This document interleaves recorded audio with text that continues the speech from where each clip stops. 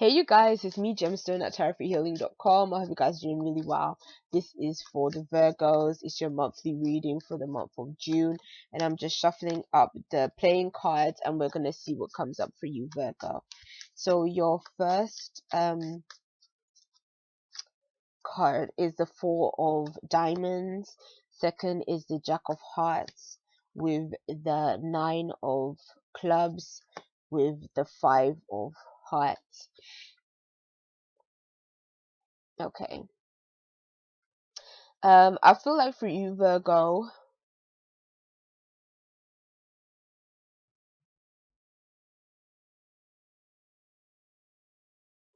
I feel like it's so weird because I kind of get this feeling with your cards of wanting, what are you trying to hold on to? I feel like there is a difficulty in releasing something, or there's a difficulty in maybe accepting something as it is.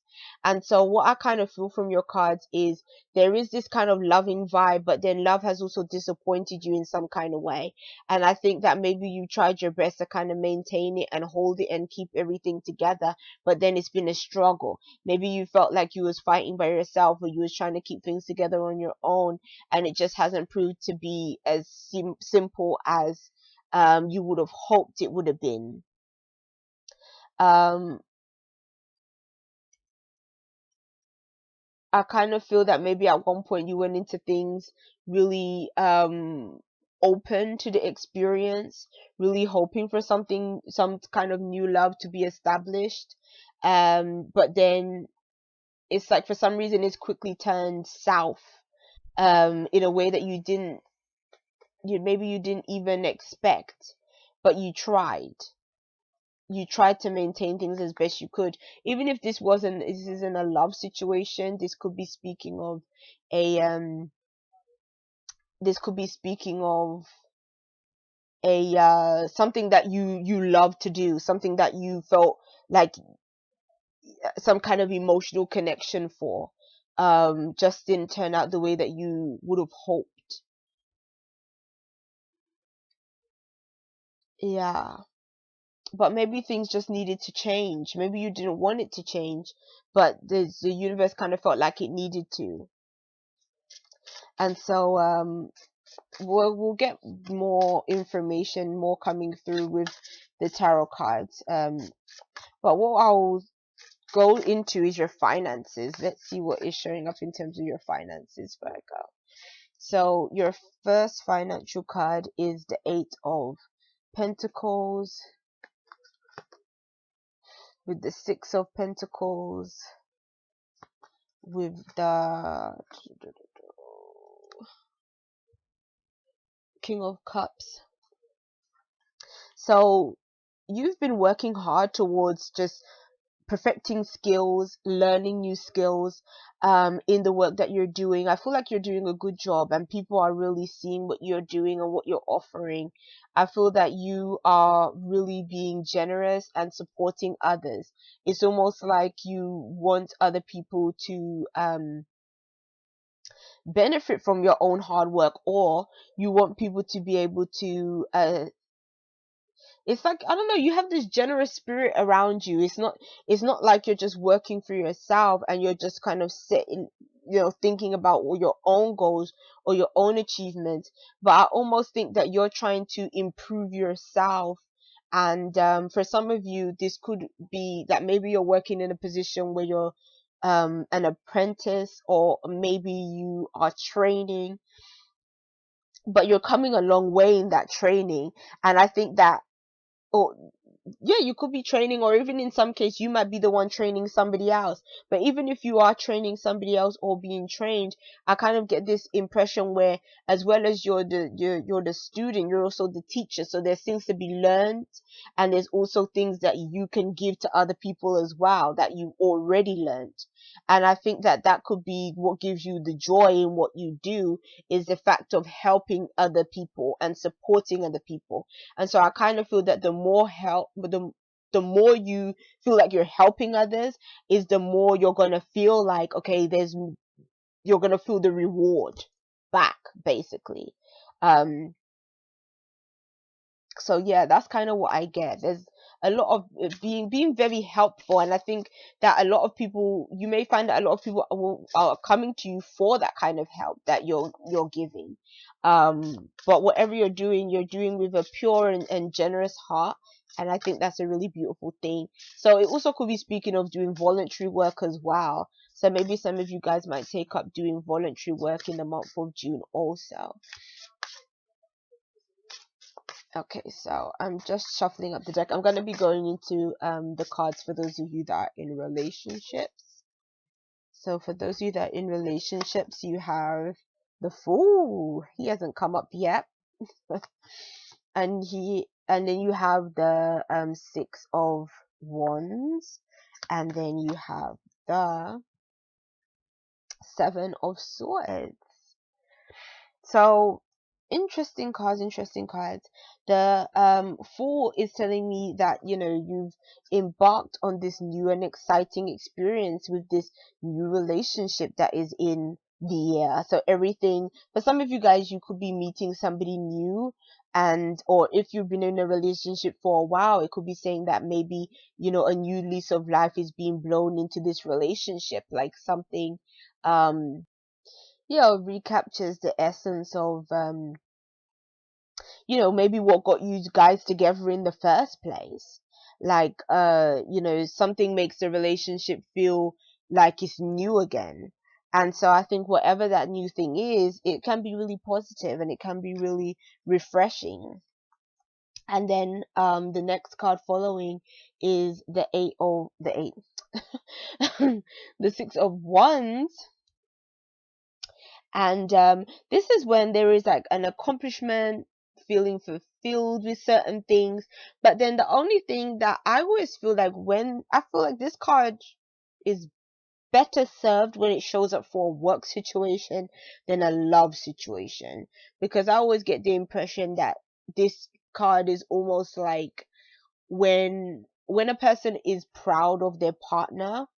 But I don't mean proud as in like, oh, they've accomplished this thing, it's so great. Sometimes it can go further than that, and it can turn into a situation where it's like, almost like when you have a oh, what's the way they call it? I don't know why it's escaped my mind. Um, like almost like when a man has like a trophy wife kind of situation.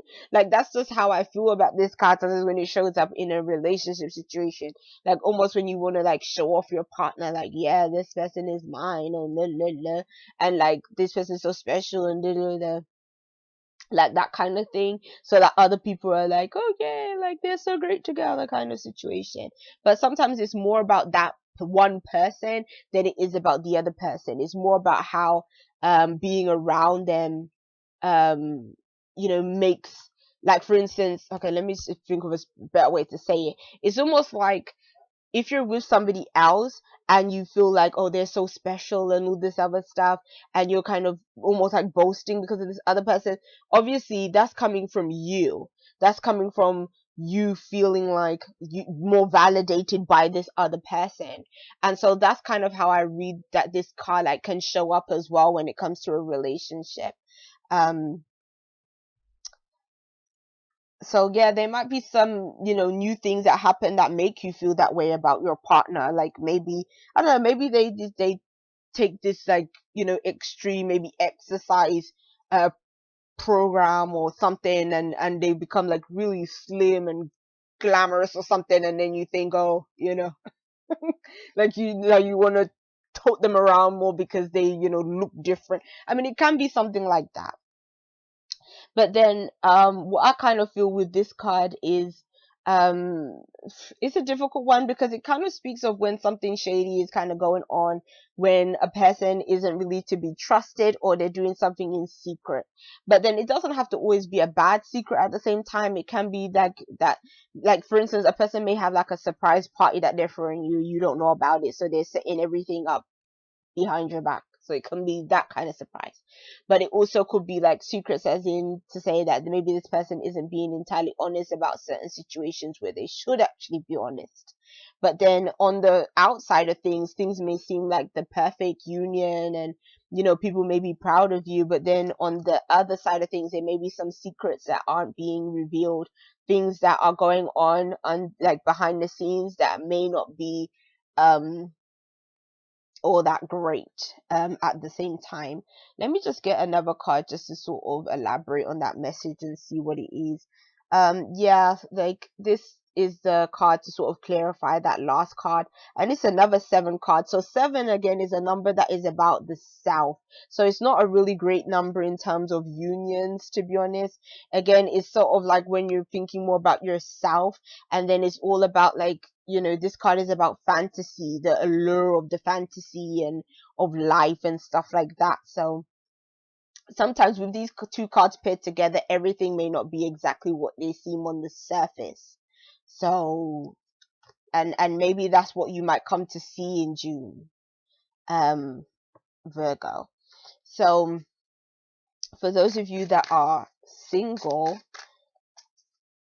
your cards are the, oop, everything is falling. Okay. I don't know what is wrong with me. Maybe I've been just shuffling cards for too long today, but it's like I'm throwing them everywhere. And it's not the cards jumping, it's literally like they're slipping out of my hands and just going all over the place. So, sorry, it's taking me a while to kind of shuffle properly. Okay, so, for those of you that are single, you have the Ace of Cups with the Two of Pentacles. With the Ace of Swords.